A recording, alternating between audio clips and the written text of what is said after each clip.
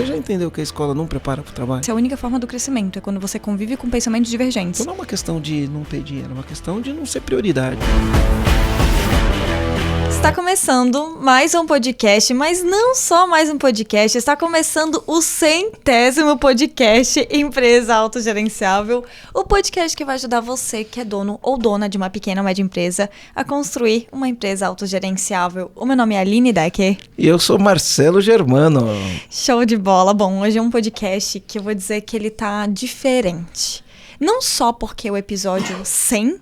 né? Não só porque hoje é o episódio 100 que a gente tá fazendo. Imagina, já foram 100 episódios que a gente sentou. É um marco. Não, parabéns pra nós. Pra nós. É um orgulho, é um orgulho. Começamos lá em setembro, se eu não me engano, foi no dia 19 de setembro, ou 17 de setembro de 2019 que a gente postou o primeiro. E hoje estamos aqui com esse marco de 100 episódios. E tem gente que maratona, tem gente que assistiu, que ouviu, assistiu...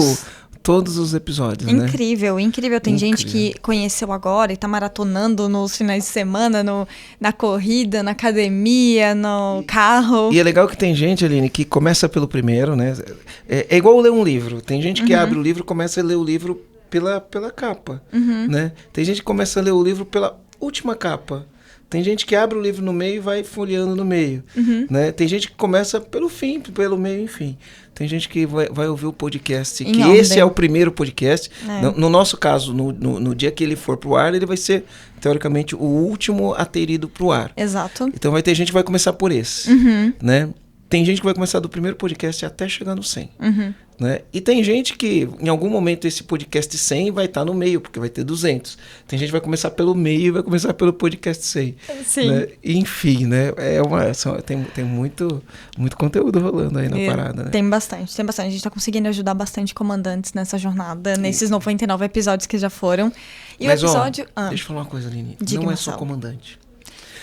Todo dia, Aline, eu recebo mensagens das pessoas que trabalham nas empresas desses comandantes. Pessoas que querem desenvolver habilidades de liderança, né? Eu recebo mensagem. Então, a gente tem impactado não só os comandantes, que são os donos das empresas, como as pessoas que trabalham nessas empresas, né? Sabe o Mitchell, que acabou de entrar aqui na equipe? Sei, ele já ouvia a gente antes. Ele já ouvia a gente antes de vir trabalhar, né? Ele ouvia os nossos podcasts para ajudar ele na empresa que ele estava, com as coisas que ele estava fazendo, né? Não só a empresa, mas com os trabalhos que ele fazia, que ele executava. E ele já ouvia antes mesmo de entrar. Hoje uma mulher colocou stories, ela fez um stories lá, tinha 4 vídeos no stories e ela pegou e falou que quando ela trabalhava numa empresa, que ela era líder, ela pegava os nossos podcasts e colocava pro time ouvir. Ela treinava o time com os nossos podcasts. Perfeito. Então, o 100 tem que ser especial, Aline. Tem que ser. E o episódio de hoje, eu já vou fazer Mas ele é aqui... contra-intuitivo, né? Por isso mesmo que eu já quero fazer uma abertura aqui. Eu vou começar a abertura, eu vou começar meio pancada, porque esse episódio ele vai ser talvez mais pancada. Ó, o Marcelo fazendo arruaça aqui, ó. Você falou pancada, deu uma pancada aqui no microfone. Então, o que eu quero falar pra vocês, comandantes que estão ouvindo, assistindo esse episódio? Venham com a mente aberta para esse episódio. Por quê? Não só os comandantes, né? Todo mundo que tá ouvindo aqui esse episódio, venham com a mente aberta, porque aqui hoje a gente vai falar sobre coisas que podem ser polêmicas, podem ser coisas que você não concorde, pode ser várias coisas desse tipo, mas a gente escolheu a dedo esse episódio de hoje. Na verdade, o Marcelo tá ensaiando esse episódio aqui pra gente gravar há meses. O Marcelo já quer gravar esse episódio há meses, mas a gente escolheu um momento especial pra ele. Não é qualquer momento, é o episódio 100, porque a gente vai falar hoje sobre o que é o trabalho. Mas pra isso a gente precisa o quê? Pra gente falar sobre o que é o trabalho, que eu acho que são coisas profundas, questionamentos difíceis, crenças, posições diferentes sobre o que é isso. Exato. E aqui a gente não veio para falar sobre uma verdade absoluta. A gente não veio para falar de política. A gente não veio para falar dessas coisas. A gente veio para levantar questionamentos e gerar questionamentos na cabeça de quem tá ouvindo. Ou seja, não tem certo ou errado, são questionamentos pra gente se fazer pergunta e entender de fato o que é o trabalho. Porque existem muitas posições sobre o que é o trabalho. E é importante a gente deixar isso bem claro, já setado. Todo mundo alinhado desde o início desse episódio. Eu queria dizer que a gente quer ter uma conversa significativa. Exato. A gente não quer vir aqui e dar definições, né, no sentido de a gente vai falar o que é certo e o que é errado. Não é isso. O que a gente quer fazer aqui é ter uma conversa significativa com você que é dono e com você que trabalha em uma empresa de um dono de empresa, né? Perfeito. Então vamos ter uma conversa significativa para entender um monte de ruídos que saem nesse negócio, né? Sim, e pra fazer esse episódio de hoje, vou confessar aqui qual que tá sendo a minha inspiração pra conduzir esse episódio de hoje. Lá. Já arrumei aqui, tem bastante coisas pra contribuir aqui nessa discussão que a gente vai ter, mas eu tô me inspirando nos episódios emblemáticos que o Joel J tem no podcast dele. Então já até fiz aqui, ó, saí com a Rai, como que eu vou fazer as perguntas pro Marcelo, mas me baseando... Assim? Vou ficar aqui, vou ficar mexendo na caneta aqui, vou anotando coisas, por isso que eu tô com uma folhinha aqui junto. Vai ficar assim, né, com o dedinho aqui batendo assim, né? Vou ficar fazendo perguntas assim? Difíceis, como o JJ faz. Mas bom, pra gente começar então esse episódio, eu acho que eu queria começar, antes mesmo de trazer assim significados e tal, eu queria começar primeiro com a visão do Marcelo. Sei que você tá com o teu Google aí aberto, mas eu queria começar antes de trazer as tuas anotações, Marcelo, eu queria perguntar pra você, de uma forma geral, o que pra você representa o trabalho. Mas eu queria responder isso só no final, Aline, não queria responder agora. É que eu acharia legal, Marcelo. Eu queria ouvir tua opinião. Você quer ouvir minha opinião sobre isso? Eu quero ouvir um pouquinho do que você acredita que é o trabalho. Tá bom. Mas antes de falar sobre isso, eu queria falar aqui que eu queria desenvolver, queria lembrar um filósofo, um pensador, que é o Sócrates, né? E a gente cria um negócio do pensamento socrático. Tá. Esse filósofo, ou enfim, essa escola, né, do método socrático, ele era o filósofo que falava, só sei que nada sei, né? Não que eu esteja fugindo da resposta, eu vou responder. Mas ele falava, só sei que nada sei. Então, qual que é a ideia disso? Ele desafiar todos os conceitos. Não no sentido de gerar controvérsia, mas no sentido de fazer as pessoas pensarem. No sentido de fazer as pessoas refletirem sobre aquilo que elas pensam ou aquilo que elas falam, né? Então, ele usava através das perguntas, ele queria entender melhor os conceitos que as pessoas, ou as certezas absolutas que as pessoas tinham sobre as coisas. Então eu queria que você tivesse essa postura, a postura do pensamento socrático. Então qualquer coisa que eu falar, ou qualquer coisa que você acredita sobre isso, você fazer pelo menos 3 perguntinhas, né? Por que você acredita que isto é verdade? É uma reflexão. Então quando eu falo uma coisa, você tem que pensar. Ou quando eu falo uma coisa e você discorda completamente, reflita. Por que eu, ou por que você acredita que isso é verdade, tá? E a partir disso você fala, então desenvolva, né, explique esse raciocínio que você acredita que é verdade. Explica ele, dá um exemplo prático, né? E além disso o que levou você a acreditar nisso?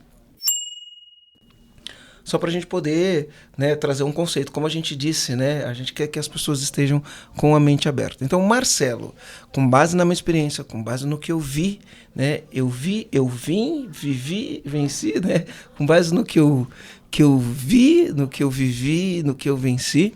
É isso mesmo que eu quero saber, com base na tua experiência. Isso. Independente se é certo ou errado, se tem conceito ou não. Isso. E eu acredito que o trabalho foi onde eu pude colocar os meus talentos para produzir resultados. Resultado para minha vida, resultado para a vida da minha família, resultado para a vida das pessoas que trabalham comigo, resultado para a vida das pessoas que eu amo. É isso que eu acredito. O trabalho é onde eu posso exercer os meus talentos para conseguir os resultados. E, além disso, o trabalho é quando eu exerço os meus talentos, eu desenvolvo as minhas competências e me torno uma pessoa melhor. Então, não é uma definição em si, é uma filosofia, um modo de pensar, um modo de acreditar no que é o trabalho. O trabalho é fácil? Não, né? O trabalho ele é 100% prazeroso? Não. Ele tem momentos frustrantes, assim como tem momentos vibrantes, tá?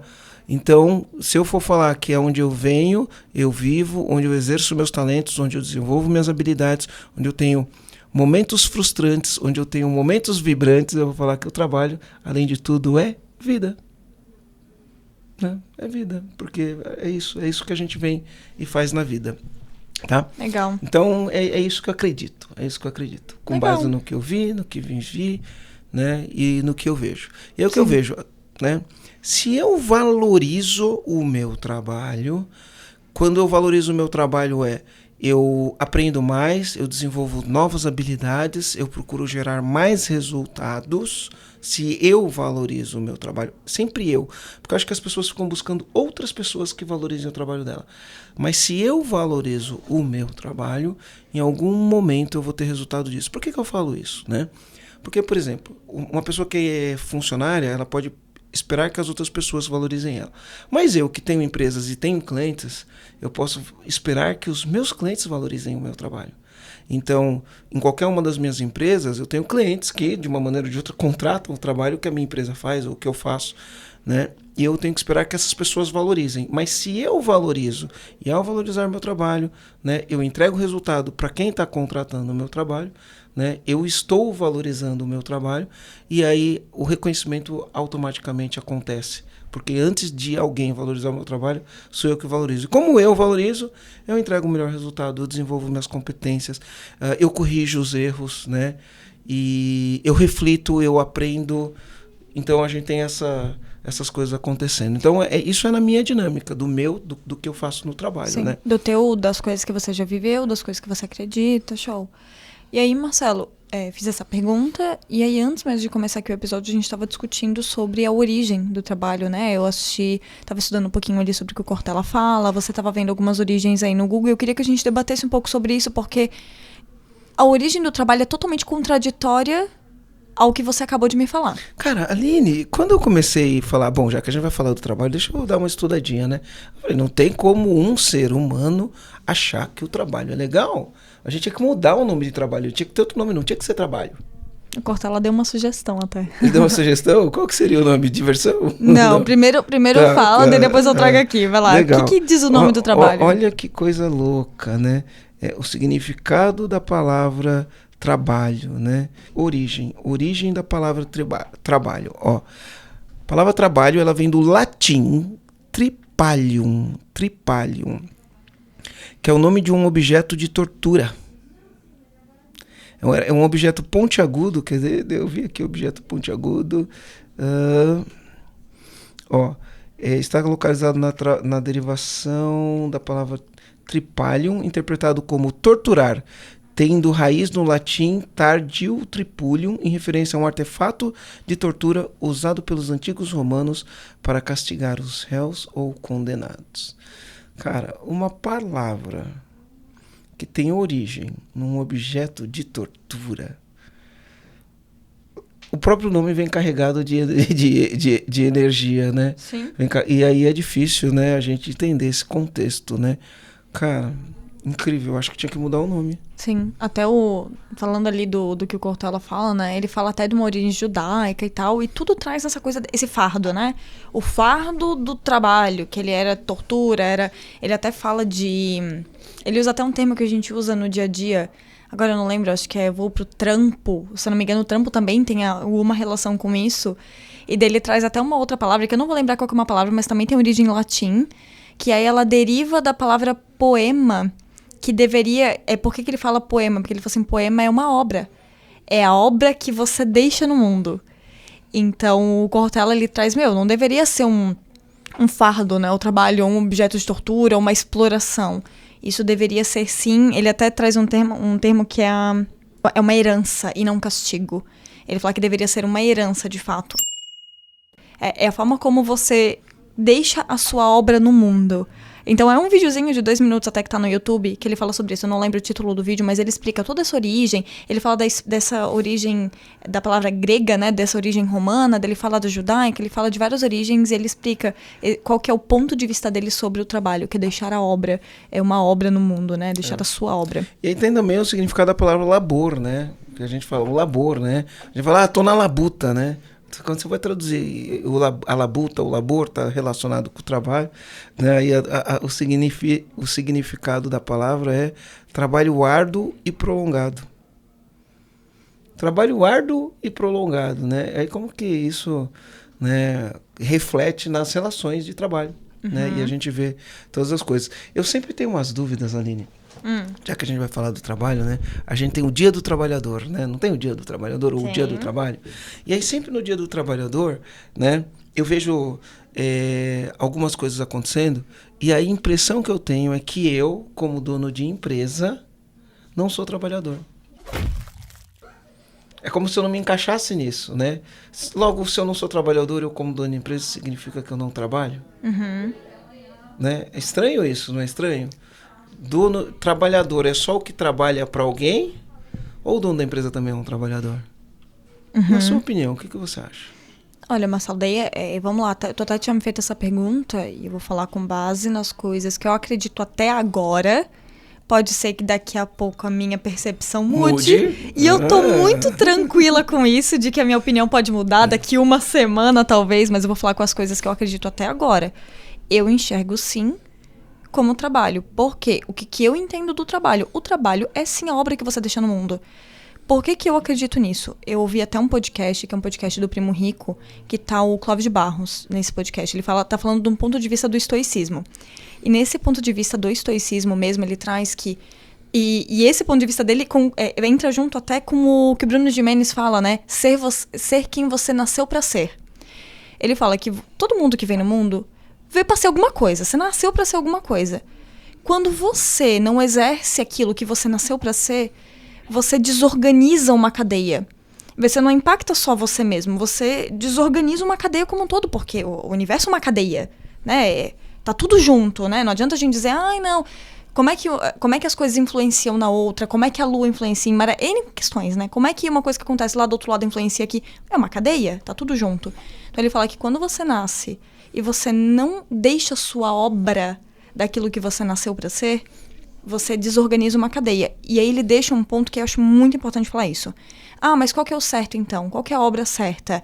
É a pessoa que é o empresário, que é a obra certa? É o lixeiro, que é a obra certa? Quem que é a obra certa? É o... Que a gente deu exemplo de profissões no podcast do Q8, né? Ah, é a enfermeira ou o enfermeiro de uma clínica psiquiátrica? Quem que tem a obra certa? Não existe a obra certa. Existe a sua obra que você nasceu pra ser mesmo. É a obra que você nasceu pra vir. E como que a gente sabe disso? Se conhecendo. O trabalho todo começa no teu autoconhecimento de fato, é uma busca disso. Então, das coisas que eu acredito, um dono de empresa, quando ele abre uma empresa, ele emprega pessoas, ele se preocupa com legitimidade mesmo, não é legitimidade, ele se preocupa com genuidade. Ele tá genuíno querendo ajudar as pessoas, querendo transformar a vida das pessoas, gerando emprego. Eu acredito sim que ele tá deixando a obra dele no mundo. Se ele se sente feliz com isso, se ele sente que ele tá alinhado com aquilo que ele nasceu pra ser, com base em todo o autoconhecimento dele, com os talentos que ele tem, eu acredito sim que ele é um trabalhador. Sem olhar pra esse significado do trabalho. E sim olhar para o significado do trabalho como a gente tá em época de Olimpíada agora, né? E aí, na Olimpíada, a gente tem os atletas, né? Os atletas estão lá lutando para ganhar as medalhas. O Brasil até agora ganhou 4 medalhas de ouro.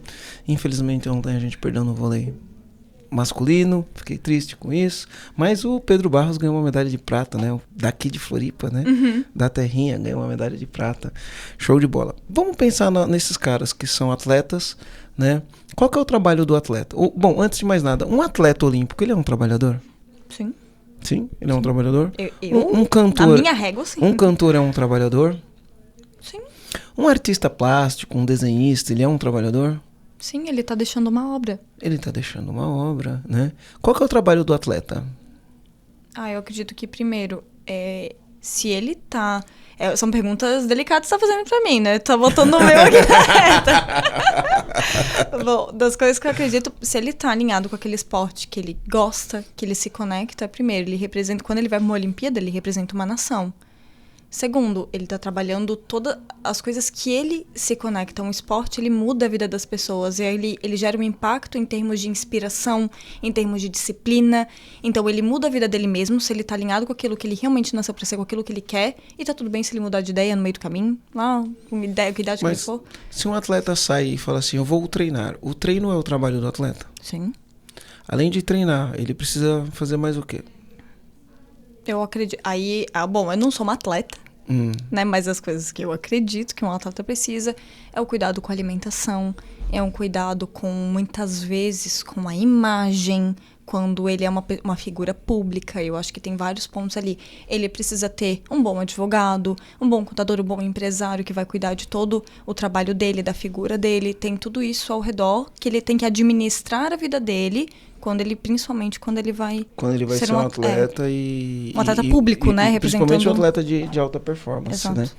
Porque o trabalho pode ter outras nuances, né? Então, quando um atleta fala, eu vou treinar, ele pode estar automaticamente no nosso linguajar, né? Sim. E Marcelo, quando tu vai pra academia de manhã, todo dia às 6, tu tá indo trabalhar? Eu sempre falo isso, que faz parte do meu trabalho. Então, acordar cedo, treinar, faz parte do meu trabalho. Por quê? Porque quando eu treino, eu trabalho minha energia, né? Vou ter mais energia, vou ter endorfina, minha saúde fica melhor, e eu tendo mais energia, mais endorfina, minha saúde melhor, eu produzo mais no meu trabalho. Então, eu acredito que o meu trabalho, né, treinar faz parte do meu trabalho. É uma atividade minha, da minha vida pessoal, né? Se a gente fosse separar o profissional e o pessoal, né, tem essa dinâmica toda, mas eu acredito que isso faz parte do meu trabalho.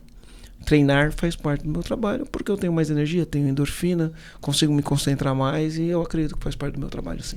Mas tu acredita, Marcelo, por exemplo, a gente está trazendo aqui do ponto de vista da pessoa que ela se conhece, ela sabe das coisas que ela faz sentido para a vida dela, ela busca exercer esse trabalho que está alinhado com as coisas dela, esse trabalho que a gente está dizendo, onde ele deixa a obra dele, né, onde ele constrói a obra dele, deixa uma herança para o mundo, né, para a família dele, para ele mesmo, para o mundo como um todo. Mas e a pessoa que ela não teve acesso a isso ainda? Tanto o dono de empresa quanto o trabalhador em si, né? O trabalhador que eu digo, os colaboradores. E essas pessoas que não tiveram acesso a isso ainda? Porque assim, por que eu tô falando disso? Tem até...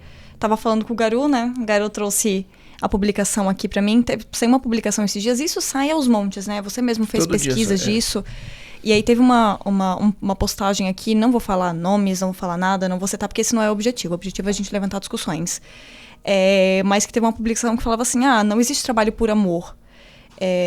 Por mais que você goste da sua profissão, esse discurso ele só serve para passar enfeitar, né, trazer um ponto de vista como se fosse legal e enfeitar algo que de fato é exploração e precarização do trabalhador. E aí teve vários comentários aqui de gente concordando, de gente discordando, teve vários pontos de vista nisso.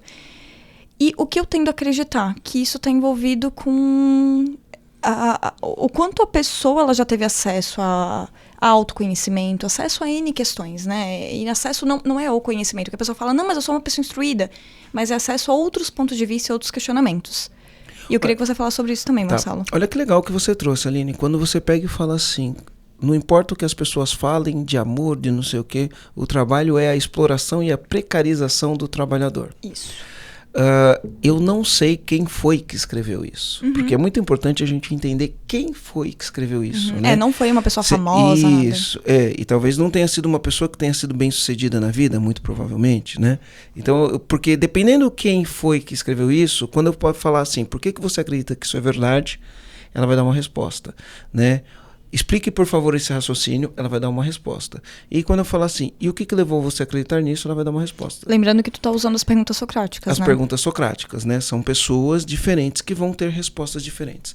Agora, eu fico imaginando, se eu chegar para um cientista que ganhou um prêmio Nobel, aquele cara que estudou, ficou horas estudando, ia para a universidade, fazia pesquisa, e aí estudou, desenvolveu uma teoria, validou, se frustrou, apresentou para as pessoas discordaram, fizeram testes, validaram, pum! O cara se destacou em alguma área e virou um grande cientista e ganhou um prêmio Nobel.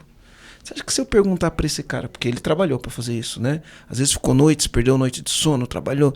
Se eu perguntar para um cara desse, você acha que ele vai falar que o que levou ele a fazer isso foi a exploração e a precarização do trabalho? Você acha que se eu perguntar isso para esse cara, ele vai falar isso? Eu não sei te dizer, Marcelo, mas eu tendo a acreditar que não. Você tende a acreditar que não? Eu tendo a acreditar que não.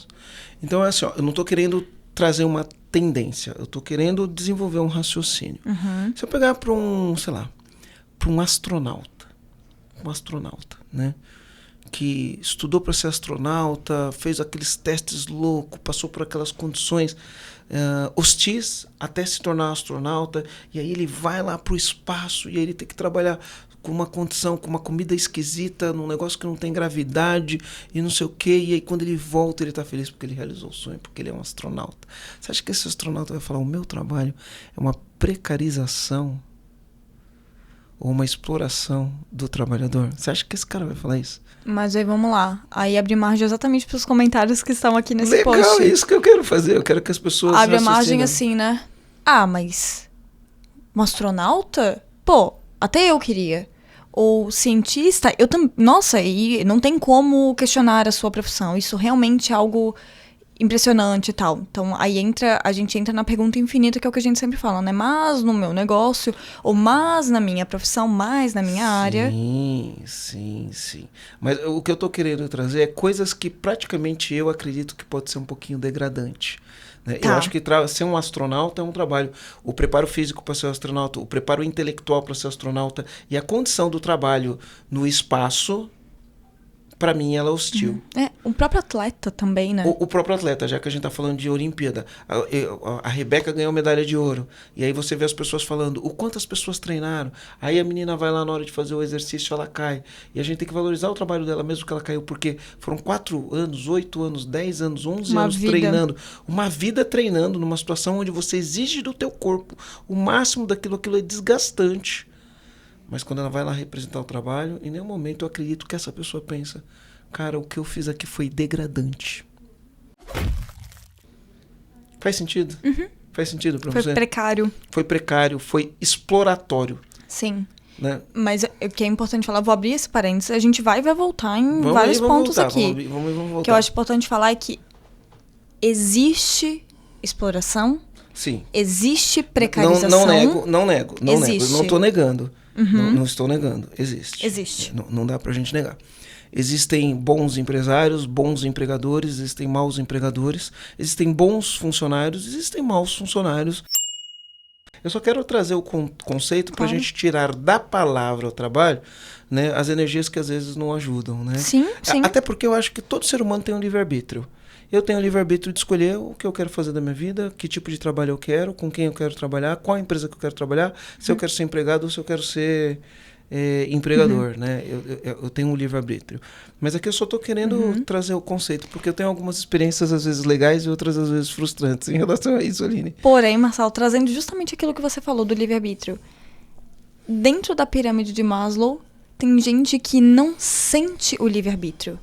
Dependendo do nível que a pessoa está na pirâmide... Todo mundo tem escolha, a gente sabe. A gente tem escolhas e renúncias todo santo dia. O levantar da cama é uma escolha. Ponto. Não dá pra questionar. Escolhas são as mínimas decisões que a gente faz todo santo dia, o que a gente faz. Mas dependendo do andar da pirâmide de Maslow, né, que tem a pirâmide de Maslow, dependendo do andar que a pessoa tá, eu falo andar porque são escalas, né? A pessoa não sente que tem um livre-arbítrio. Muitas vezes ela tem escolha, mas claro, ela não sente que tem escolha porque a situação dela, o momento que ela vive, é um momento muito diferente. É um momento mais difícil, é um momento mais precário. Isso, talvez isso levaria a gente a raciocinar de que essa pessoa pode ser facilmente explorada. Pirâmide de Maslow, vamos falando de uma hierarquia de coisas que precisam ser atendido para a pessoa chegar na realização pessoal. E aí na base, se aquilo não tiver atendido, você não consegue subir um degrau. Exato. Né? Então na base é fisiologia. Né? Na pirâmide de Maslow, a primeira base é fisiologia, respiração, comida, água, sono, excreção, né? Toda a parte fisiológica, sexo inclusive, está na pirâmide de Maslow. Se isso não tiver atendido, você não sobe um degrau. Legal, atendi isso, eu vou para segurança, né? Para questões de segurança. Segurança do corpo, segurança do emprego, dos recursos, da moralidade, da família, da saúde, enfim. Se isso não tiver atendido, eu não subo mais um degrau, que entra no degrau do autoestima, do amor, do relacionamento. Eu preciso estar em comunidade, para fazer parte de grupos, fazer parte de uma sociedade onde, né, eu tenha amizade, eu tenha família, tenho intimidade com outras pessoas. E aí depois eu subo para uma questão de estima. Subir isso tem uma questão de estima, autoestima, confiança, conquista, respeito dos outros e assim por diante. E depois que eu tenho a estima atendida, eu tenho a realização pessoal, que é onde a gente vai conseguir, né, através da realização, se tornar pleno, feliz, realizador e assim por diante. Se o cara não tem ali embaixo atendido, isso acaba sendo um grande problema. E o que acontece? Eu acho que historicamente, Aline, é fácil você explorar as pessoas que estão, né, numa condição de vulnerabilidade. né? É fácil abusar, né? O trabalho escravo, ele existiu, né? Existiu o trabalho escravo. Eu, por ser negro, eu posso falar disso, né?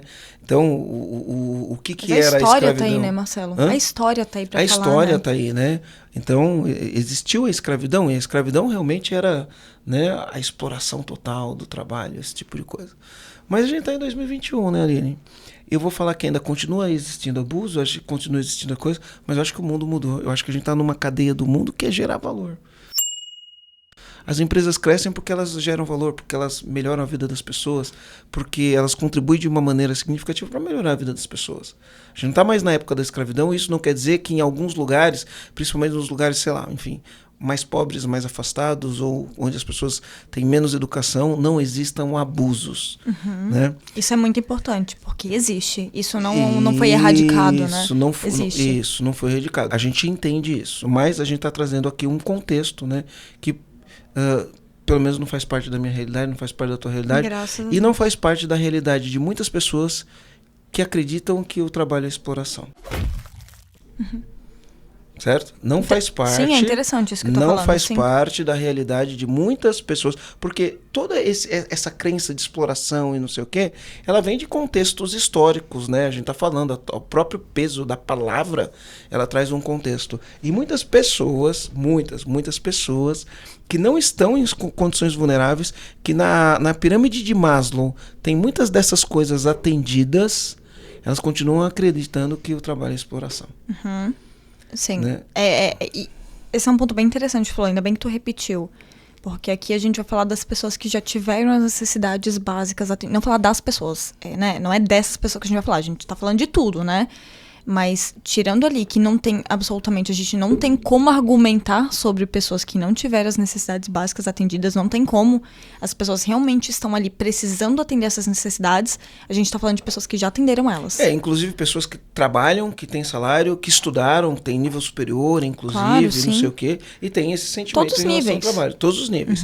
Todos os níveis, né? E gente com salário baixo, gente com salário médio, gente com salário alto, tem esses mesmos sentimentos, independente disso daí, né? Então, quando a gente olha e vê o trabalho como exploração, eu fico tentando desenvolver esses raciocínios para pensar, quem pensa que é exploração, né? Na minha realidade, eu não consigo ver o trabalho como exploração. Na minha realidade, eu consigo ver o trabalho que, cara, foi através do meu trabalho que eu saí de uma condição. Vamos lá, não vou me vitimizar aqui, enfim, catastrofizar a situação. Mas numa situação de humildade, no sentido de a gente não tinha recursos, eu nunca vivi em situação de extrema pobreza, nunca passei fome, mas a gente não tinha recursos, meu pai não tinha carro, né? A gente, quer dizer, em determinadas épocas da minha vida, quando eu era pequeno, nem carro meu pai tinha, estudei em escola estadual, não tinha dinheiro para fazer as coisas, né? Então, era uma situação, né, que a gente vivia. Para ter uma situação de ser empresário, de ter algumas empresas, de ter dezenas de milhões de faturamento anual, de ter a casa que eu sempre sonhei, o carro que eu sempre sonhei e esse tipo de coisa. Eu só realizei isso por conta do meu trabalho. Né? E eu não comecei trabalhando como um empreendedor, né? Eu trabalhei como empregado também. E então foi fruto do meu trabalho. Então eu sou parcial por pensar dessa maneira, né? As pessoas que não têm a mesma história, elas vão pensar da maneira que a história delas ajudaram a construir. Sim.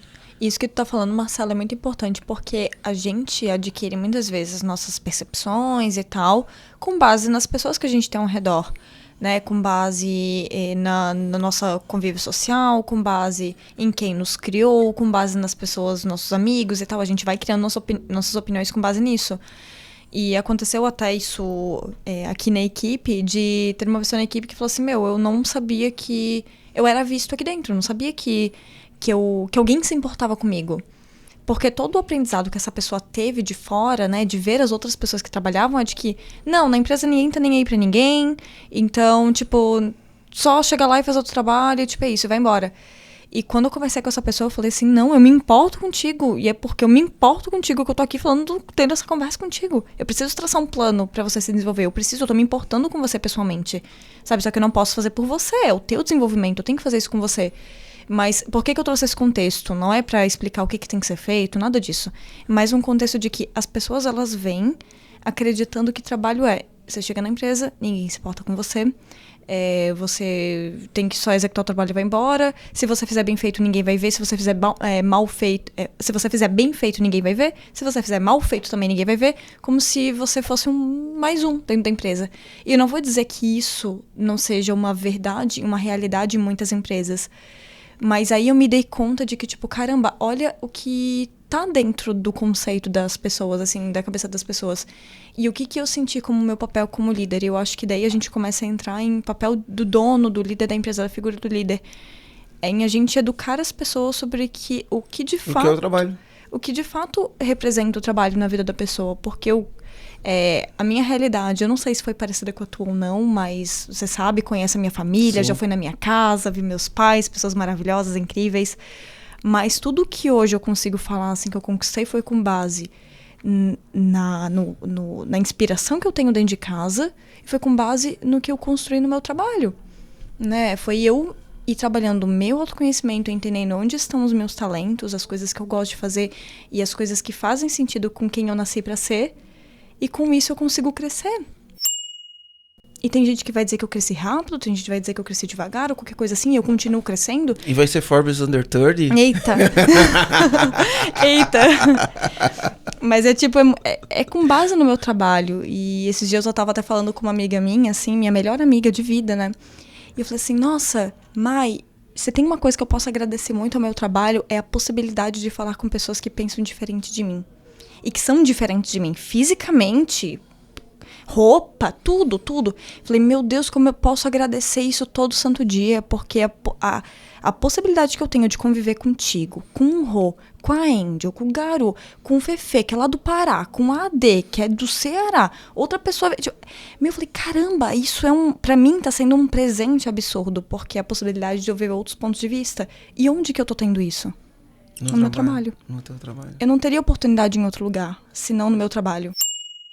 Mas você viu que coisa interessante que você falou, né? No teu trabalho você desenvolveu os seus talentos, né? E não sei se foi intencional ou não, se foi enviesado ou não, mas você respondeu aquilo que eu falei. Eu acredito que o trabalho é onde a gente desenvolve os nossos talentos. Foi intencional, foi pra fechar, né? O looping do que tu falou. E aí você, no seu trabalho você desenvolveu habilidades, né? E vem crescendo e vai continuar crescendo, né? E desenvolveu seus talentos, e conhecendo as pessoas, e desenvolvendo experiência, sabedoria e tudo mais, né? E aí o trabalho proporciona isso. Mas eu queria falar algumas coisas também sobre a minha visão como empresário. Sim. Entendendo que eu também sou trabalhador, mas olhando para as pessoas com quem eu vivi, para as pessoas que trabalharam comigo, para as pessoas que eu entrevistei. Sim. Para pessoas que eu entrevistei sobre o trabalho, né, para algumas posições. Até porque, antes até de você mencionar isso, Marcelo, até porque as pessoas veem tudo isso com aquela... A gente já comentou aqui em podcast, né, sobre o taylorismo, né? As pessoas vêm com essa raiz muito forte do taylorismo, né? De o que Taylor pregou para as pessoas de que é o trabalho, como que a gente analisa o trabalho. Então, a gente carrega isso conosco, né? Trazendo até o significado do que a gente sente que é o trabalho. Então, tipo, querendo ou não, a gente carrega tudo isso. Então, pode ir lá, Marcelo. Então, o que acontece? Olha só, né? A gente é muito fruto das coisas que a gente acredita, das nossas crenças, né? E a gente age e vive em função disso. Então, muitas pessoas, a maioria das pessoas que vivem nesse mundo e trabalham, a maioria trabalha para alguém. Uhum. Algumas pessoas resolvem montar a própria empresa, e essas pessoas que resolvem montar essa empresa empregam outras pessoas. Então, eu tenho mais pessoas no mundo trabalhando para alguém do que trabalhando como dono ou trabalhando para si próprio como autônomo, enfim, né? As pessoas trabalham para alguém. E aí o que acontece? Imagina que eu não nego que existe exploração, eu não nego que existe injustiça, eu não nego que existe nada disso, não é isso que eu estou falando. Mas imagina que a pessoa chega, ela está num desenvolvimento de vida. Quando ela é criança, tudo que ela quer é vencer na vida. Ela vê alguém bem sucedido, ela fala, o que você faz? Ah, eu sou despachante. Aí a criança já pensa, eu quero ser despachante também. Por quê? Porque ela viu alguém bem sucedida, que tem aquela função, e aí fala, eu quero fazer isso também. Eu falo isso porque isso aconteceu comigo, né? Enfim, né? Então, de repente, alguém me vê hoje, vê o bem sucedido e fala, o que você faz? Fala assim, eu dou treinamento de gestão. Talvez uma criança, ao ouvir isso, vai falar, eu quero dar treinamento de gestão, né? Então, imagina, uma pessoa que quer vencer na vida Ela vai alimentar um sonho e vai falar, cara, eu vou fazer isso aqui porque eu quero vencer na vida. Porém, todo santo dia, dentro de casa, ela escuta, porque isso é uma conversa normal dentro das casas, né? Ela escuta a família, porque as chances são que o pai e a mãe trabalham para alguém, na maioria das situações, e aí ela escuta ou a mãe ou o pai. Eu não estou jogando culpa na mãe nem no pai, eu estou só criando um cenário, e muitas vezes isto é verdade, a mãe chega para essa criança, ou o pai chega, ou o pai conversando com a mãe, ou a mãe conversando com o pai, ou conversando com a tia, enfim, nas conversas que acontecem, essa criança ouve. Porque essa empresa é uma sacanagem, porque essa empresa só explora, porque eles não reconhecem meu trabalho, porque eles estão pedindo, é um absurdo, porque é o contexto, né, do que as pessoas entram, né? E ela cresce escutando isso sobre o trabalho, porque onde já se viu, essa meta é inalcançável, porque ela nasce ouvindo isso. Mas ela tá ouvindo isso, mas por outro lado, ela quer crescer, quer estudar, quer ir trabalhar e quer vencer na vida. Só que quando ela chega no trabalho, ela quer vencer, mas dentro dela, ela traz um conteúdo de que, porque isso é um absurdo. Muitas vezes as pessoas ouvem em casa, né, comentários. Ah, porque fulana só fez isso porque saiu com ciclano. Porque alguém favorece alguém por causa daquilo. A gente ouve essas barbaridades dentro de casa, né? E aí você vai ouvindo isso vai construindo uma crença, às vezes consciente, às vezes inconsciente. Por outro lado, você está estudando, você quer crescer, você quer trabalhar, você quer mudar de vida, você quer ter uma vida melhor. Quando você chega no trabalho, você vai juntar tudo isso que você ouviu sobre o trabalho, todas as queixas, as reclamações dos seus pais, dos seus irmãos, dos seus tios, das pessoas que trabalham, todas as queixas que ela ouviram. E do outro lado você tem tudo que você estudou e estuda para você ser alguém na vida, se esforça para ser alguém na vida. E aí quando você chega lá, essas coisas estão juntas. É muito louco isso, né? Essas coisas estão juntas. E aí o que acontece? Como você vai produzir resultado no teu trabalho se você acredita que é injusto, sem saber se é, sem ter chegado, por isso que é, né? O que levou você a ter esse raciocínio, né? Que é a pergunta socrática, né? O que você levou a ter esse raciocínio? Por que você acredita nisso? Muitas vezes a pessoa nem sabe o porquê acredita. Então ela vai ouvindo essas coisas. Aline, já aconteceu de processos de entrevista, quando eu entrevisto com uma pessoa, uma coisa muito legal, né? A gente vê, né? Quando a gente é uma empresa que treina as pessoas, a pessoa vem participar de um processo de seleção e você vai entrevistar, normalmente aparece. Por que você gostou dessa empresa? Ah, porque essa é uma empresa que treina as pessoas, que desenvolve as pessoas, que valoriza as pessoas, né? Eu falo, pô, que legal, né? Que legal. A pessoa fala, porque ela investe na gente, nos nossos treinamentos. Eu falo, ah, tá, que legal. E você? Você investe em você? Você investe no seu desenvolvimento? Aí tem pessoas que vêm e falam, não, mas isso é função da empresa. Eu falo, não, eu sei, é função da empresa. Também. Né? Também é função da empresa. Mas você pega dinheiro do teu bolso para você fazer um curso, para você fazer um treinamento, não sei o quê. E aí a pessoa comprar um livro, você mesmo investe em você. A pessoa fala, não, mas isso é função da empresa.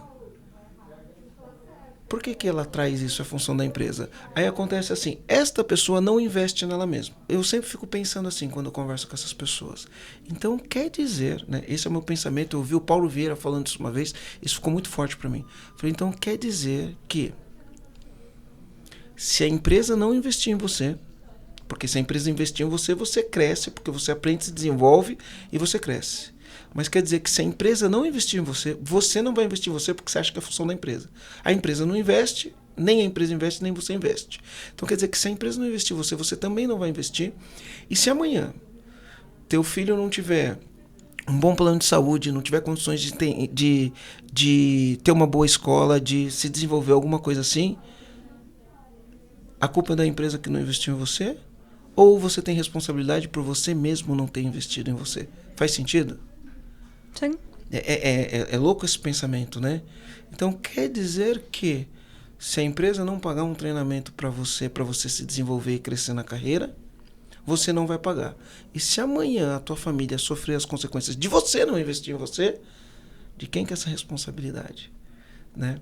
É um bom pensamento para as pessoas terem, né?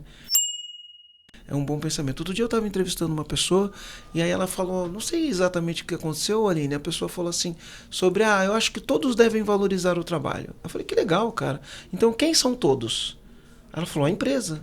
Eu falei, não, você falou todos, a empresa, legal, a empresa tem que valorizar o trabalho. Quem mais tem que valorizar o trabalho? Ela falou, não entendi a pergunta. Eu falei, tá, então vou voltar, vou dar um passo para trás. Eu falei, você falou assim para mim, todos devem valorizar o trabalho. Todos é mais que um. Se todos têm que valorizar o trabalho, eu quero saber quem são esses personagens que devem valorizar o trabalho. Quem são esses personagens? Então você falou que a empresa tem que valorizar. Este é um personagem. Quem são os outros? A pessoa ficou olhando para mim e falou assim, não entendi a sua pergunta. É louco isso, né? Porque é uma visão única, né? É só a empresa que deve valorizar o trabalho. E às vezes eu olho e falo, mas será que você valoriza o trabalho? Porque eu, quando estou fazendo essa pergunta, eu estou condicionado pensando, será que essa pessoa valoriza o trabalho dela? Será que essa pessoa, quando faz o trabalho dela, ela faz com capricho? Será que essa pessoa, quando tem alguma dificuldade, ela estuda para aprender uma maneira de superar essa? Porque eu acho que a pessoa que estuda para superar as dificuldades, estuda para desenvolver as próprias competências, que busca estabelecer metas e cumprir metas, que busca ter uma conversa para entender se está indo no caminho ou não, eu acredito que essa pessoa está valorizando o próprio trabalho. Uhum. E quando a pessoa fala todos e ela não consegue falar assim, todos, o que é todos? É a empresa, os líderes que trabalham na empresa, os amigos que trabalham na empresa e eu que trabalho na empresa, eu preciso valorizar o trabalho. E como eu valorizo o trabalho, né? Como eu faço? Aí entra naquele negócio do capricho, né? Tendo capricho para fazer o melhor que a gente pode, na condição que a gente tem, enquanto a gente não tem condição de fazer melhor ainda. Né? A gente falou sobre isso hoje, né? Sim. Então, eu acho que a discussão ela é muito mais do que é exploração ou não é exploração. E eu acho que o trabalhador tem uma... Hoje, tá? Eu acho, tá, Aline? Pode ser que eu esteja enganado, não sou dono da verdade. Eu tenho coisas que me levam a acreditar a isso, né? As perguntas do pensamento socrático. Lembra quais são as perguntas do pensamento socrático? Sim. Por que você acredita que isso é verdade? Por favor, explique o raciocínio e o que levou a acreditar nisso, tá? O que eu, Marcelo Germando, tendo a acreditar? A gente olha e vê assim, no Brasil tem 14 milhões de desempregados, certo? 14 milhões de desempregados. Mas não por sei, outro lado, tu falou agora o dado, mas eu não sei de cabeça. Eu acho que concordei, mas sem... Eu acho que são 14 milhões, pode ser Tá. que seja 16, pode ser que seja 17, às vezes o número muda, né? Pode ser que seja 12, né? Enfim, 14 milhões de desempregados. Eu, como empregador, eu tenho várias vagas abertas que eu não consigo preencher. Olha só que interessante. Eu, como empregador, estou contratando, eu tenho vagas abertas há mais de 5 meses, mais de 6 meses, e eu não consigo preencher as vagas. É muito louco isso, né? Um monte de gente empregada, eu precisando contratar, eu não consigo preencher. Por que eu não consigo contratar essas pessoas? Porque essas pessoas não estão qualificadas, porque essas pessoas não estudaram, porque elas não se desenvolveram. E é lógico, teve pessoas que não tiveram oportunidade porque elas estão ali no Maslow, não foram atendidas. Não é dessas pessoas que eu estou falando. Estou falando pessoas que estudaram, que fizeram faculdade, né? Não estou falando das pessoas que estão ali na base da pirâmide sem ter as necessidades atendidas, né? Estou falando pessoas que teoricamente se qualificariam. E aí quando eu vou entrevistar, eu olho e falo, mas não desenvolveu as habilidades que precisam, né? Não desenvolveu as habilidades que precisam. Principalmente comportamentais, né? Não é nem só técnico que a gente está falando, é habilidades comportamentais. As técnicas e comportamentais. As técnicas e comportamentais. Eu falo assim, como uma pessoa que não desenvolveu as próprias capacidades, porque aí vai falar, mas é que eu não tenho dinheiro. Poxa, um livro custa R$50, né? Qualquer um pode fazer um bico de final de semana para fazer um trabalho, comprar um livro e ler o livro, né, para desenvolver uma habilidade, né? E eu aprendi tanto lendo o livro, Aline. Eu desenvolvi tantas coisas lendo o livro que eu apliquei na minha vida e minha vida melhorou, né? Então não é uma questão de não ter dinheiro, é uma questão de não ser prioridade, né? Mas eu quero trazer de um outro ponto de vista disso, Marcelo, que está dentro do livro Accountability, de João Cordeiro. Quando ele fala que existem pessoas automotivadas e pessoas que não são automotivadas, que elas precisam de um líder. De um líder, um empurrão, algum mestre, um conselheiro, um mentor, alguma coisa desse tipo. E quando a gente olha para o número de pessoas automotivadas que existe dentro de uma população, esse número é muito baixo. E aí, por que eu estou trazendo esse outro ponto de vista? Porque a gente está falando, sim, é responsabilidade da pessoa e tal. Porém, aí eu quero trazer o outro lado que entra até num dos pontos que mais me cativou quando eu entrei no EAG. Isso com o pensamento que eu tinha lá em 2018 quando eu entrei no EAG, porque hoje eu penso em várias coisas complementares a isso que eu vou falar, mas eu vou falar até do pensamento que eu tive lá. Falei assim, caramba, eu queria que toda pessoa tivesse a oportunidade de trabalhar numa empresa igual o EAG. Por que eu pensei isso? Falei, porque, aqui a gente tem uma cultura que realmente as pessoas, a gente fala e depois executa exatamente o que foi falado, não é incoerente. Aqui as pessoas se importam, aqui eu consigo ser eu mesma, vários pontos que eu fui justificando. Aí, qual que é o ponto daqui que eu fiquei pensando, que mais me motivou na época? Eu falei, caramba, aqui eu vou ajudar outras empresas, outros donos e donas de empresa a construírem outras empresas parecidas com a EAG. Foi o que eu pensei, eu falei assim, e isso é incrível, eu quero muito ajudar isso, porque eu quero que outras pessoas tenham noção do que é trabalhar numa empresa que realmente seja coerente. Eu acho que a palavra não é nem, não é pagar bem, não é ter um monte de... Não, é uma empresa coerente. Eu acho que esse é o primeiro ponto. E aí, por que eu trouxe esse outro lado ali do accountability, do pessoas automatizadas, eu ia falar, automotivadas. Porque tem uma pergunta ali, socrática, que é a terceira delas. O que te levou a pensar nisso? E todo dono de empresa que tá numa posição de líder, o dono mesmo, né? Que ele é uma pessoa que tá puxando a frente, né? Um herege, querendo ou não, quando a gente fala, né, da heresia. Ele tá puxando um movimento. O papel dele é, muitas vezes, ser o serzinho que vai motivar as pessoas que não têm a automotivação dentro do coração. E aí entra, porque assim, claro, a responsabilidade da pessoa ela tem que ser responsável por ela mesma. A culpa não é dos outros quando algo não acontece na vida dela. Porém, todo dono de empresa tem um papel. Tem um papel. Todo líder tem um papel, que é ser esse exemplo, educar. O papel é educação. O líder tem um papel de educação. Aline, por isso que eu acredito, as pessoas que me seguem, eu já falei isso, eu não sei quantas vezes eu já repeti isso. Acho que eu já devo ter repetido isso mais de 1 milhão de vezes, né? Ou se não foi mais de 1 milhão, foram milhares, ou dezenas de milhares, ou centenas de milhares de vezes que eu falei isso. Que o principal papel do dono da empresa é fazer a empresa crescer e desenvolver as pessoas. Olha o nome da palavra, desenvolver as pessoas, né? E o que é legal, no nosso trabalho, a gente trabalha, quando a gente fala de desenvolver, a gente fala transformou o dono, transformou a empresa, né? Então, a gente transforma o dono, e aí o dono entende que ele precisa desenvolver as pessoas. E quando ele desenvolve as pessoas, você transforma os funcionários, porque os funcionários se desenvolvem, e ao se desenvolverem, né, eles mudam até o comportamento deles na casa deles. Então, você melhora a família desses funcionários. Eu acredito nisso, né? É um efeito cascata, né? Sim. Então isso faz parte. Né? Aí você falou do João Cordeiro, que vai fazer um podcast com a gente, se Deus quiser. Vamos fazer um podcast com o João Cordeiro.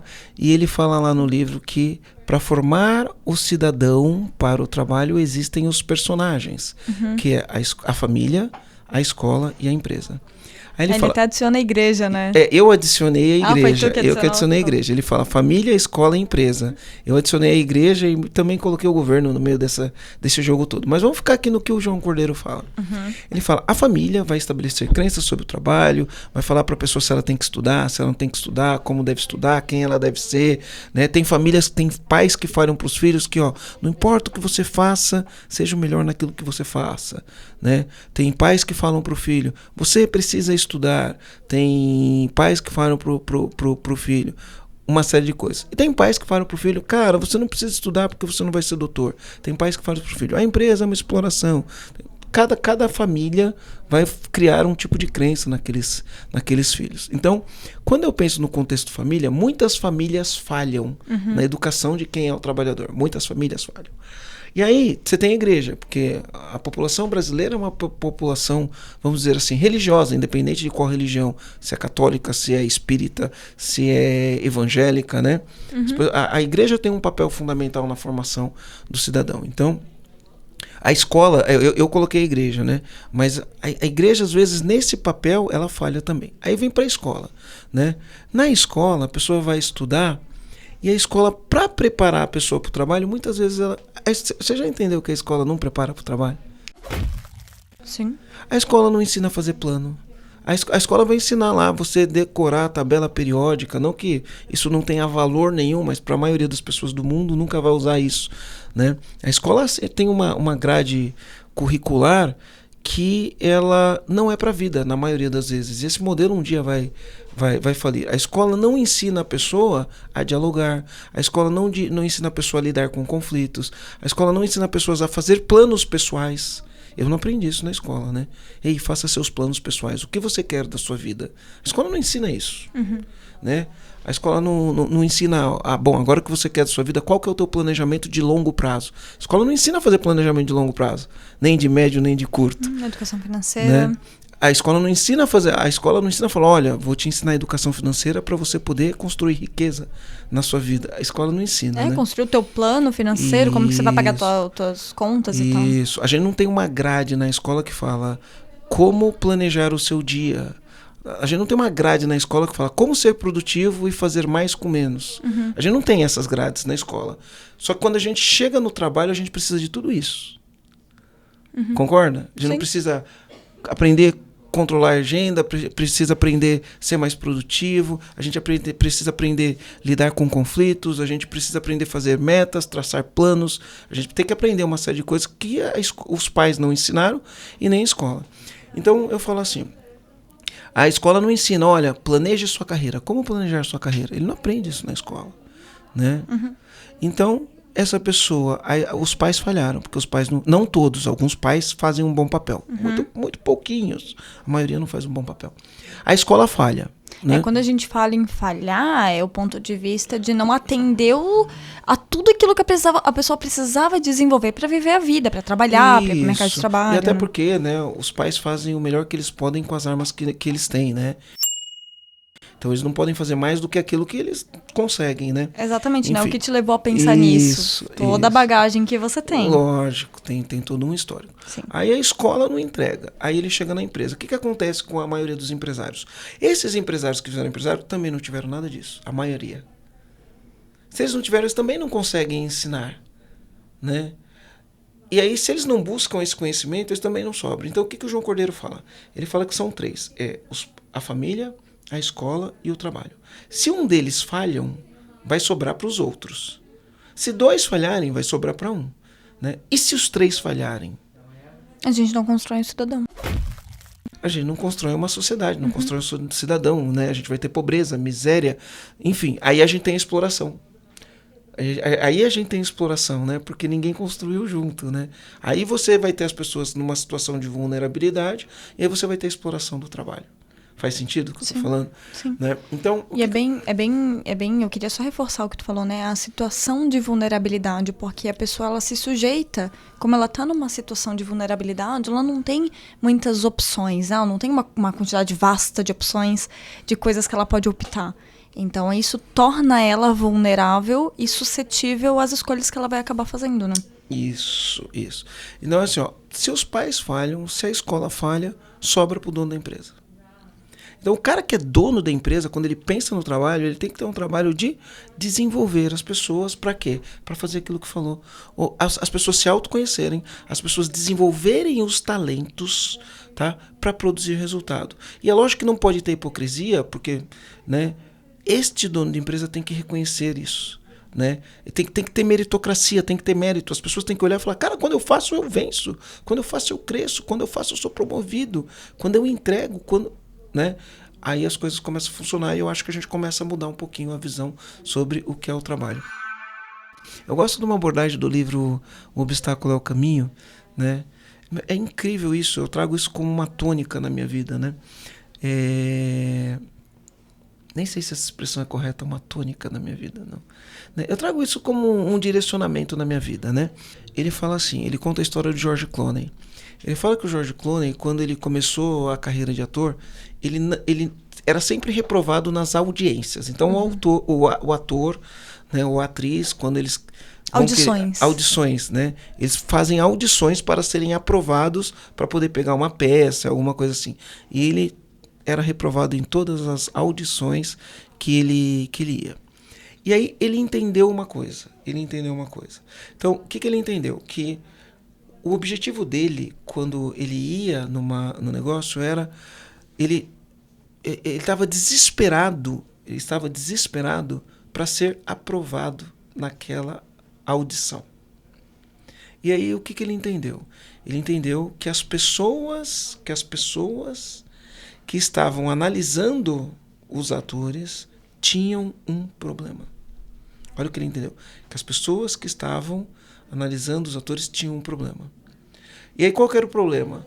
O cara já estava lá, já tinha entrevistado 100 pessoas, já tinha visto 100 audições, já estava de saco cheio, cansado, exausto. E esse cara falava assim, quando fala assim, próximo, tudo que esse cara quer, tomara que seja essa pessoa. Tudo que ele queria, tomara que seja essa pessoa. Ele entendeu isso. Ele entendeu que quando ele entrasse, o cara que estava lá esperando ele estava esperando assim, ansiosamente, tomara que seja essa pessoa. E ele entendeu que essa pessoa tinha um problema. Ele falou, qual que é o problema dessa pessoa? E aí ele começou a estudar qual era o problema das pessoas que estavam recrutando os atores, né, para fazer uma audição, para fazer uma peça, um teatro, um cinema, um filme, enfim, né?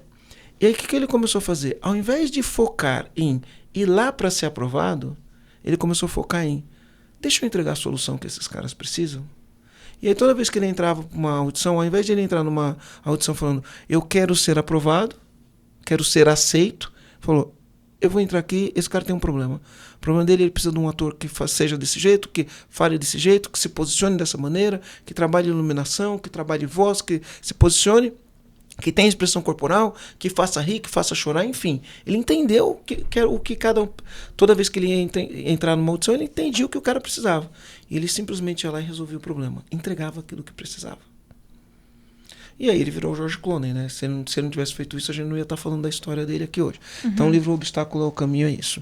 Como eu vejo isso na empresa hoje, né? Quando eu vou contratar alguém, tudo que eu quero é que a próxima pessoa que eu for entrevistar é a pessoa que resolva o problema. É tudo o que eu quero. Né? Porque aí, se for a pessoa que resolve o problema, eu dou condições, eu dou um bom salário, eu dou treinamento, eu dou direcionamento, eu dou visão, eu faço isso e aí as coisas acontecem. Então, eu falo isso porque eu queria que todos os donos da empresa pensassem dessa maneira. Né? Você tem um papel de desenvolver as pessoas, você tem um papel de recompensar quem entrega, você tem um papel de educar essas pessoas. Mas, por outro lado, as pessoas que trabalham nas empresas, elas têm que resolver um problema. Sai da posição, porque isso é exploração. Sai dessa posição e fala assim, qual o problema que eu resolvo? E resolver o problema. Então essa é uma das filosofias que eu trago aqui nesse contexto, Aline. Sim. E tem uma frase, Marcelo, que é uma frase muito comum, que até fui pesquisar o autor, mas o autor podem ser várias pessoas aqui, falaram que era o Max Weber, ou que pode ser o Benjamin Franklin, então eu não sei de quem é o autor de fato dessa frase, mas é uma que fala assim, o trabalho dignifica o homem. Aí, quando fala homem, é bem importante, né? Homem não é gênero, não né? O homem é o ser humano, né? O trabalho dignifica o homem. O que tu acredita que é dignidade, Marcelo? Cara, boa pergunta isso daí, né? Dignidade a gente vai filosofar aqui por horas. Mas para falar de uma maneira não pode ser horas. Tá, para falar de uma maneira simples para as pessoas entenderem, né? Dignidade, a gente falou de pirâmide de Maslow, né? Pô, dignidade é eu poder sair na rua consciente de que eu consigo gerar conforto para mim, condições de vida, né? Condição de vida boas para mim, condições de vida boas para minha família, para as pessoas que eu amo, né? Então eu acho que a dignidade vem disso daí, de eu olhar e falar, cara, eu consigo gerar, né? O trabalho dignifica o homem. Então tanto do ponto de vista material, quanto do ponto de vista, né, do orgulho. Dois aspectos. Uma satisfação, né? Inclusive na pirâmide de Maslow, lá em cima realização pessoal, que vem a moralidade, criatividade, solução de problemas, ausência de preconceito, aceitação dos fatos, tudo isso está na realização pessoal. Então acho que a dignidade está ligada com o conforto material que eu proporciono para minha família, e para mim pode ser um, para você pode ser outro, e para quem está ouvindo pode ser outro completamente diferente, né? Mas principalmente a questão do orgulho do que eu faço. Né? Orgulho do que eu faço, sabe? Eu acho que isso é dignidade. Eu ter orgulho daquilo que eu faço e eu conseguir dar uma condição material e emocional boa para mim, para minha família e para as pessoas que eu amo, para as pessoas que trabalham para mim. Enfim, né?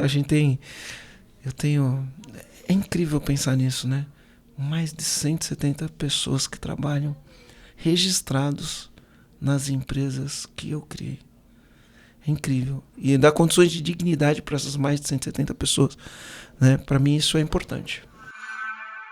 E Marcelo, quando a gente pensa aqui, a gente falou que tu trouxe uma leitura da dignidade, né? Que é também o lado de você ter orgulho daquilo.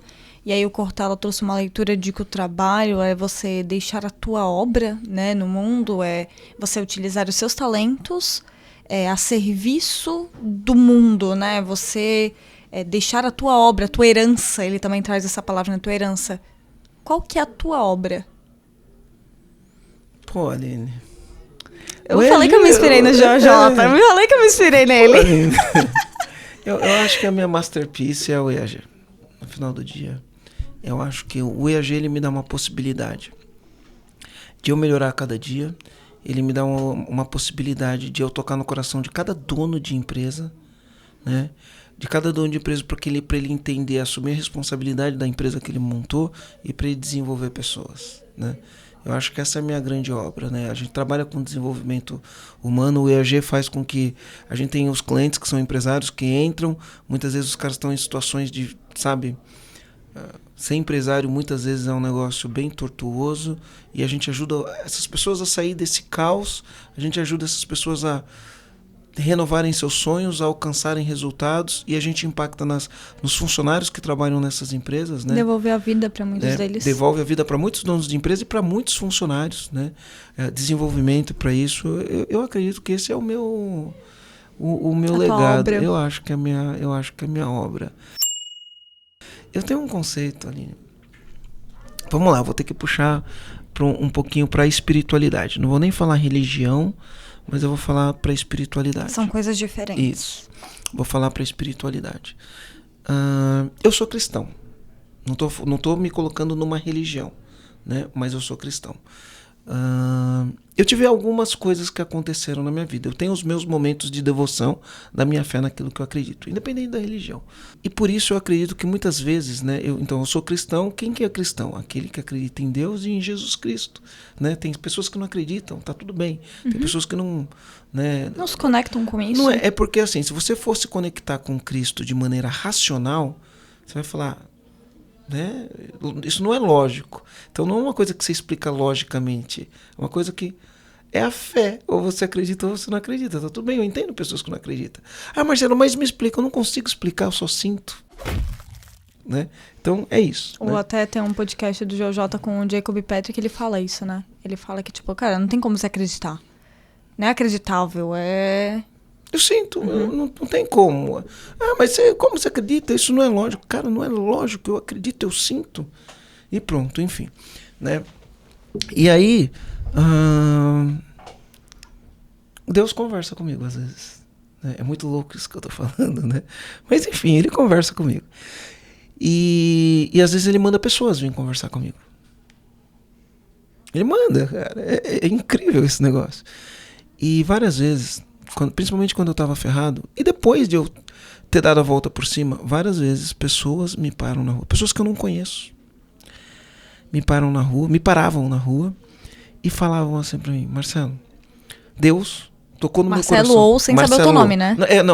Uma vez um cara, por exemplo, me parou, eu tava entregando, sabe quando você sai do estacionamento que você vai entregar um papelzinho? Aí a pessoa pega o papel, hoje não é mais papel, né? Hoje é botão, mas antigamente era papel. A pessoa ia pegar o papelzinho e falava: olha, tem um negócio pra te falar. Né? Então eu não chamava o meu nome, eu falava: ei, eu tenho um negócio pra te falar. E aí algumas vezes as pessoas me paravam e falavam assim: Deus pediu pra eu falar pra você que ele tem uma grande obra na sua vida. Eu ouvi isso várias vezes. E eu sempre perguntava: qual obra será que Deus preparou para mim? Né? E eu várias vezes me questionava: qual obra? E hoje eu sinto no meu coração que o EAG é a minha obra. Né? E não é pelo EAG em si, né? É pelo que a gente faz, é pela transformação que a gente pode causar, pela diferença que a gente pode fazer no mundo. Enfim, eu acho que essa é a minha obra. Né? Eu acho que essa é a minha grande obra. o EAG é isso. Eu vejo as pessoas falando, isso virou o meu propósito de vida. Eu não sei, eu tenho essas mensagens, né? Eu trouxe esse negócio pro lado da espiritualidade, mas eu recebo essas mensagens. Minha mãe acreditava que eu ia ser pastor. Minha mãe é crente. Ela acreditava que eu ia ser pastor. Eu nunca tocou no meu coração ser pastor, né? Nunca tocou no meu coração ser pastor, né? Mas quando falava, Deus tem uma grande obra na sua vida, aí minha mãe falava eu vejo você falando de maneira eloquente. Você vai ser pastor. Eu nunca me vi pastor. Tá falando de maneira eloquente, mas não no local de um pastor. Você entendeu? Sim. Eu falo de maneira eloquente, né? Sim. Mas eu não sou um pastor, né? E aí as pessoas falam, Deus tem uma grande obra na sua vida. Cara, não tem nada que me faça pensar diferente que essa é a grande obra da minha vida. E eu vou pegar o mesmo lado que você tá falando, né? O mesmo direcionamento. Absolutamente. Isso não sou eu que tô falando. Eu vou falar isso agora com a minha voz. Mas isso tem dezenas de livros, dezenas de filósofos e vertentes que falam isso. Que absolutamente toda pessoinha que nasce, ela tem uma obra. Às vezes a gente pensa que a obra é uma coisa assim, eu tenho que sair numa revista pra dizer que eu realmente tive uma obra. Não, você nasceu com uma obra. Tua obra, ela pode ser algo que pra você parece pequeno quando vê, mas aquilo tem um impacto absolutamente grande. E aí eu volto a falar o que eu falei lá no início. Quando você executa a sua obra, você traz os seus talentos, porque todo mundo nasce com talento, a gente já falou sobre isso aqui em vários episódios. Quando você traz a tua obra, teus talentos e coloca isso a serviço, deixa uma herança, você organiza uma cadeia. Você mantém o sistema funcionando e girando. Quando eu falo sistema, é uma cadeia como um todo, né? Você mantém aquilo girando como um todo. E muito provavelmente as mensagens que o Marcelo recebeu, né? As mensagens de Deus, de pessoas, o que for, eu já recebi algumas delas. Todo mundo recebe. E aí, agora eu já tô falando de mim, né? Todo mundo recebe. Mas é o quanto a gente tá aberto para ouvir. Para ouvir. E não é mensagem, nossa, Aline, então agora eu tenho que... Alguém vai me parar na rua e vai me falar alguma coisa. Não, é o tempo todo a gente tá recebendo mensagem. E aí entra a frasezinha que eu vou trazer pro lado mais racional. Tudo é feedback. Né? A gente tem uma frasinha que virou até piada aqui dentro do EAG. Tudo é feedback. Tudo é feedback mesmo. Hoje, eu vou falar um termo aqui que ele é delicado, porém ele por mais duro que pareça, né? Tua conta bancária está te dando um feedback das coisas que você está fazendo. A saúde que você tem hoje está te dando um feedback, muitas vezes, das coisas que os teus antepassados também fizeram e as coisas que você está fazendo hoje, porque é toda uma questão de herança genética também. Então, absolutamente tudo é feedback. Então, as coisas que você tá vendo aí no seu redor são as mensagens de Deus que você pode pensar que é Deus, você pode pensar que é o que for, né, dependendo da sua crença, mas são as mensagens que você tá recebendo, te dizendo se isso tá alinhado ou não com a obra da sua vida, com a herança que você vai deixar na vida. Louco, né? É louco, profundo, né? É louco e profundo. Show de bola, Aline. Então, né, nossa filosofia aqui sobre o trabalho. Eu gostaria que você que ouviu a gente aí, né, refletisse sobre, né, o que é o trabalho para você, por que você acredita que isso é verdade, explique o seu raciocínio e o que levou você a acreditar nisso. E se por acaso você tiver uma visão muito negativa do seu trabalho, como o trabalho é exploração, né, enfim, né, questione pessoas que tenham trabalhos que a gente possa considerar, né, condições extremas. Questione essas pessoas e vê, será que, por exemplo, um atleta, né, será que ele acha que a quantidade de treino e de esforço que ele faz é exploração? É que o crescimento, ele está em a gente se sujeitar a ter pontos de vista diferentes, né? Isso. Então, dependendo daquilo que você acredita que o trabalho é algo muito positivo, eu acho que também é exercício conversar com pessoas que estão em uma situação que ela não acredita que seja algo digno, que ela sente que isso é exploração. Eu acho que também fica um dever de casa pra gente conversar com essas pessoas. O que elas acreditam? Por que elas acreditam? O que levou elas a pensar que o trabalho é uma exploração? E quem acredita que o trabalho é exploração, falar com pessoas que se sintam realizadas, bem-sucedidas, que sintam que o trabalho é uma obra de fato e ter esse outro ponto de vista. Porque eu acho que, pra mim, essa é a única forma do crescimento. É quando você convive com pensamentos divergentes. Porque se a gente o tempo todo falar com todo mundo que acredita, crescimento tá onde? Todo mundo que acredita nas mesmas coisas que a gente, né? Como que a gente vai crescer? Se meu pai fala que é exploração, minha mãe fala que é exploração, meu irmão fala que é exploração, meu melhor amigo fala que é exploração, na minha escola todos os alunos falam que é exploração, os meus professores falam que é exploração, eu começo a trabalhar numa empresa, as pessoas que trabalham nessa empresa falam que é exploração, o que eu vou acreditar? Sim. Que é exploração. Mas se eu saio disso, né, por isso que a gente fala, né, você é a média das 5 pessoas que você mais anda.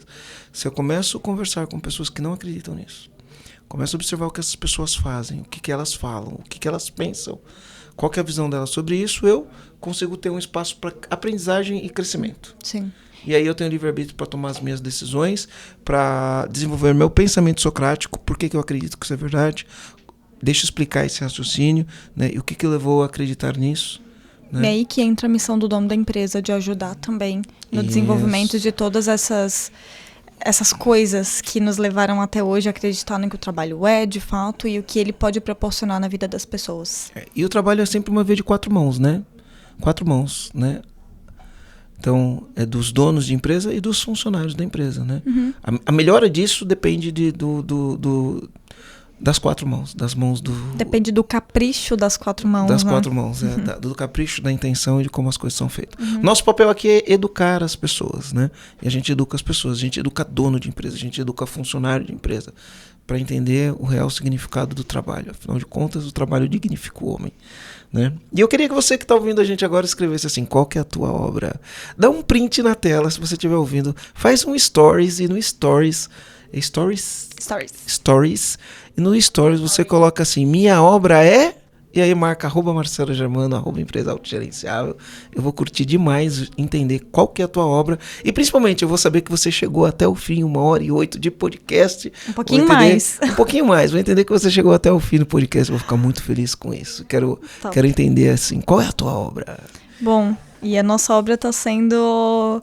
escrita aqui hoje com um centésimo episódio aqui com vocês. Então, muito obrigada, comandantes, que estão aqui com a gente na jornada e nos ajudando também a compartilhar cada vez mais a nossa obra aqui com outros donos de empresa, porque quando você ajuda a gente a compartilhar o podcast, os conteúdos do EAG, o que a gente faz, a visão do Marcelo Germano para frente, a gente consegue seguir com a nossa obra aqui, com a nossa missão, que é acabar com o caos nas empresas através de uma equipe autogerenciável. Então, muito obrigada a você que já compartilhou esse episódio com outros donos de empresa, esse e outros episódios também nossos, então eu agradeço muito isso. É isso, comandante. Valeu. Beijo.